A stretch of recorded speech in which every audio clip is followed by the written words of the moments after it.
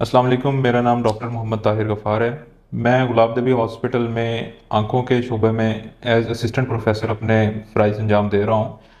आज हम फेमटोलेसिक के बारे में बात करेंगे। फेमटोलेसिक प्रोसीजर जो है ये आजकल बहुत कॉमन है और ये आंखों जो ग्लासेस के रिमूवल के लिए किया जाता है। ठीक है ना। ग्लासेस इसे रिफ्रैक्टिव सर्जरी भी कहते हैं। रिफ्रैक्टिव सर्जरी में और भी बहुत सारे प्रोसीजर्स हैं जिनमें से एक फेमटोलेसिक है।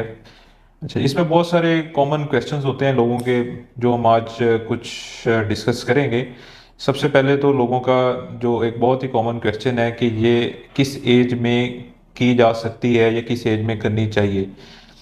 तो जो सबसे इसमें आइडियल एज है वो तो आप 20 ईयर्स 25 ईयर्स की एज में सबसे आइडियल एज होती है। या हम इस तरह कह सकते हैं कि आप 20 ईयर्स के बाद इसे परफॉर्म करते हैं। ठीक है। और मैक्सिमम इसे जो है 45 ईयर्स की एज तक की जा सकती है। 20 ईयर्स में करने की वजह क्या है? 20 ईयर्स में करने की वजह ये है कि क्योंकि पहले एक हमारी ग्रोइंग एज होती है, हमारी हाइट बढ़ रही होती है, इसी तरह आँख का साइज चेंज हो रहा होता है, तो ग्लासेस का नंबर भी बड़ा फ्रीक्वेंटली चेंज हो रहा होता है। इसी तरह बच्चों में जो है, बच्चों का इसी वजह से 6 मंथ्स के बाद, 4 मंथ्स के बाद एक बार आई एग्जामिनेशन होना चाहिए, ताकि जो उनकी ग्लासेस का एक्चुअल नंबर है वो उन्हें मिलना चाहिए। चलिए, जब हमारी हाइट बढ़ना रुक जाती है, हमारी ग्रोथ पीरियड ख़त्म हो जाता है, तो हमारी ग्लासेस का नंबर चेंज होना भी बंद हो जाता है, हमारी ग्लासेस स्टेबल हो जाती हैं। इसी वजह से जो रिफ्रैक्टिव सर्जरी है या ग्लासेस की रिमूवल के लिए कोई भी सर्जरी है वो 20 ईयर्स की एज के बाद की जाती है, या आपका नंबर लास्ट 1 ईयर में स्टेबल हो चुका हो। ठीक है। और इसमें ये आप इसे 20 ईयर्स में, 30 ईयर्स में, 25 ईयर्स में, किसी भी एज में कर सकते हैं। ठीक है। इसके अलावा जो है, इसमें लोग पूछते हैं कि इसका जो प्रोसीजर है वो पेनफुल है कि नहीं है। तो ये बिल्कुल पेनलेस प्रोसीजर है। इसमें हम सारा लेज़र से ऑपरेट होता है। ठीक है। हाँ जी। तो कितने टाइम का होता है इसमें, जो एक्चुअल टाइम है सर्जरी का, वो तो आप 2 से 3 मिनट्स पर आई है। ठीक। हाँ जी। बाकी ये वॉक इन प्रोसीजर है। इसमें हम पेशेंट को बिल्कुल एडमिट नहीं करते। पेशेंट अपने आता है, सर्जरी करवाता है और पेशेंट घर चला जाता है। इसमें जो इसका रिकवरी टाइम है, वो रिकवरी टाइम इसमें 12 से 24 आवर्स में पेशेंट कंफर्टेबल हो जाता है, उसकी विजन रिकवर हो जाती है। ठीक है। और बाकी जो मैक्सिमम रिकवरी इसी टाइम में हो जाती है, स्लो रिकवरी उसकी चलती रहती है। अच्छा, आमतौर पे जो शुगर के पेशेंट्स होते हैं ना, वो इस एज ग्रुप में फॉल नहीं करते। ठीक है। आमतौर पे जो शुगर होती है वो 40 ईयर्स के बाद होती है। तो मैंने आपको बताया कि ये हम करते ही 20 से 40 ईयर्स के बीच में है, जहाँ पे हमारा नंबर स्टेबल रहता है। ठीक है। हाँ जी।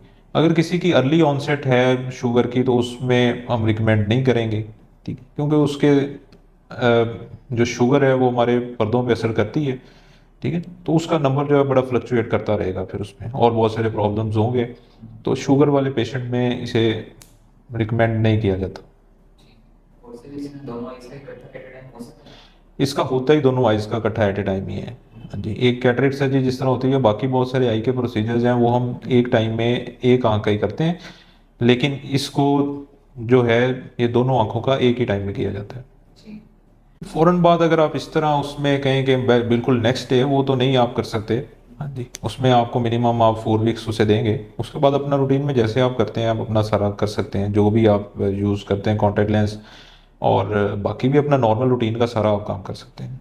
ठीक है। हाँ जी। कोई बहुत ज़्यादा अगर पेशेंट, इसमें ऐसा कुछ होता है पेशेंट कई जिनकी फिजिकल एक्टिविटी बहुत ज़्यादा होती है।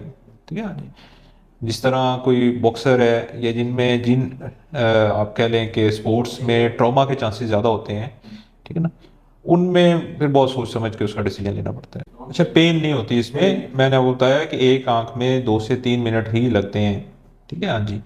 और दोनों आंखों में आपके कोई आप 10 मिनट्स लगा लें। और टोटल प्रोसीजर जिसमें आपकी प्रिपरेशन भी है, बाकी पेशेंट इन आउट भी होता है थिएटर में, तो कोई 15 मिनट्स का टोटल टाइम है।